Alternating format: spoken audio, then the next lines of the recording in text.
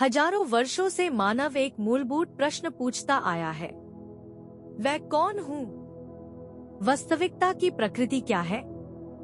हमारे जीवन में हम बहुत व्यस्त हो जाते हैं।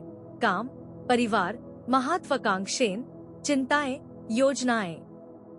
लेकिन इन सभी गतिविधियों के बीच एक गहरा प्रश्न चुपचाप मौजूद रहता है।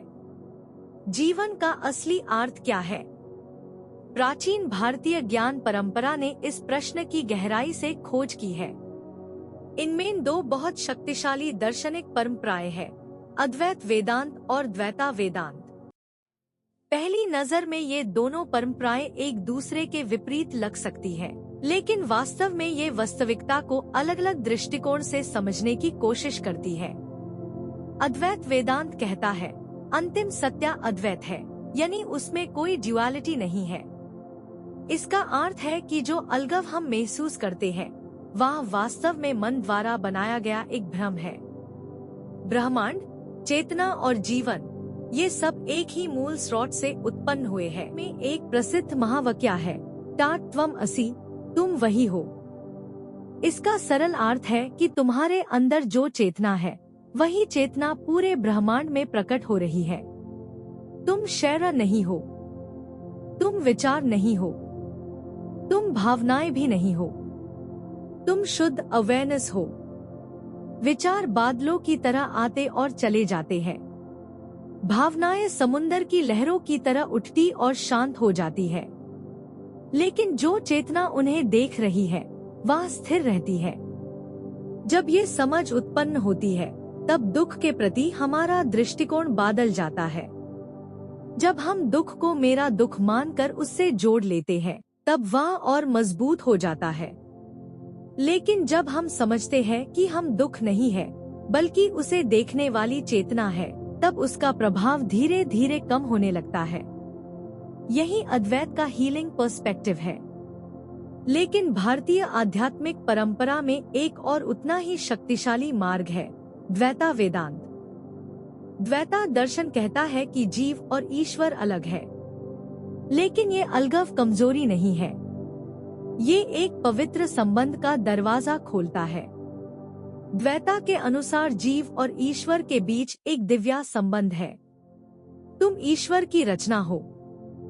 इस दृष्टिकोण में भक्ति एक बहुत शक्तिशाली आध्यात्मिक शक्ति बन जाती है। प्रार्थना, भक्ति, कृतज्ञता, ये सब मानव हृदय को बदलने की क्षमता रखते हैं। जीवन की उन परिस्थितियों में जिन्हें हम कंट्रोल नहीं कर सकते, समर्पण एक गहरा हीलिंग टूल बन जाता है। अद्वैत ज्ञान के माध्यम से मुक्ति देता है। द्वैता भक्ति के माध्यम से प्रेम और हीलिंग देता है। दोनों मार्ग आखिरकार एक ही सत्य तक पहुंचते हैं। एक समझ के माध्यम से, दूसरा प्रेम के माध्यम से। आधुनिक दुनिया में एक दिलचस्प पैराडॉक्स नजर आता है। मानवता ने तकनीकी प्रगति में अद्भुत उपलब्धियां हासिल की है।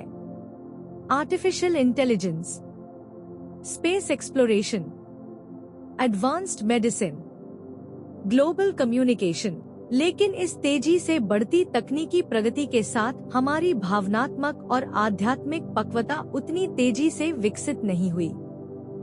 हमने बहुत शक्तिशाली टूल्स बना लिए हैं, लेकिन हमारा मन अभी भी भय, अहंकार, तुलना और संघर्ष से प्रभावित है।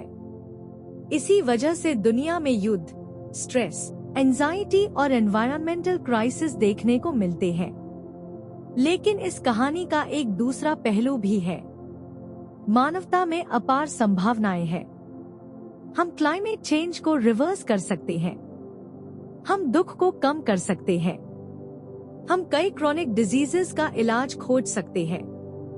असली बदलाव सिर्फ टेक्नोलॉजी से नहीं आएगा, वह कॉन्शियसनेस के विकास से आएगा। जब अवेयरनेस बढ़ती है, तो करुणा स्वाभाविक रूप से बढ़ती है।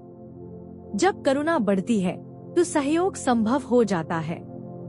और जब सहयोग मजबूत होता है, तब मानवता संघर्ष से आगे बढ़ने लगती है। अद्वैत के दृष्टिकोण से हम सब एक ही कॉन्शियसनेस की अभिव्यक्ति है। द्वैता के दृष्टिकोण से हम सब ईश्वर की रचना है। दोनों दृष्टिकोण आखिर में एक ही दिशा में ले जाते हैं।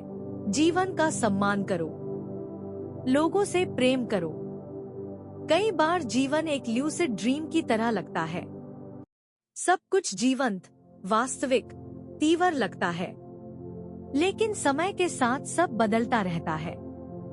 पाल आते हैं और चले जाते हैं, अनुभव आते हैं और समाप्त हो जाते हैं। जीवन लगातार प्रवाहित हो रहा है। हम इस प्रवाह को कंट्रोल करने की कोशिश करते हैं, लेकिन जीवन को पूरी तरह कंट्रोल करना असंभव है।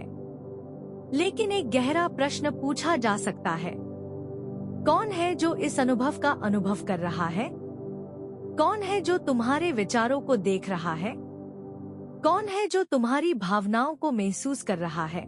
इस आत्मा अन्वेषण के मार्ग को गहराई से एक्सप्लोर करने वाले महान संत थे रामना महर्षि। उन्होंने एक सरल प्रश्न पूछा, मैं कौन हूँ? ये सिर्फ एक दार्शनिक प्रश्न नहीं है, ये एक सीधी खोज है। जब तुम इस प्रश्न को ईमानदारी से एक्सप्लोर करते हो, तो अहंकार धीरे धीरे विलीन होने लगता है, भय कम होने लगता है और अंदर गहरी शांति उभारने लगती है।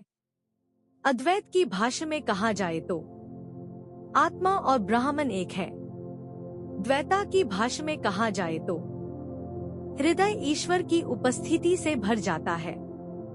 दोनों अनुभवों में एक समान तत्व है, गहरी शांति। अंत में ये यात्रा हमें एक सूक्ष्म सत्य का एहसास करती है। विचार बदलते हैं, शरीर बदलता है, जीवन की परिस्थितियां बदलती है, लेकिन ये अवेयरनेस, ये शांत उपस्थिति हमेशा बनी रहती है, शुरुआत से अंत तक। और अंतिम अनुभव ये है, जो सपना देख रहा है उसने कभी घर नहीं छोड़ा।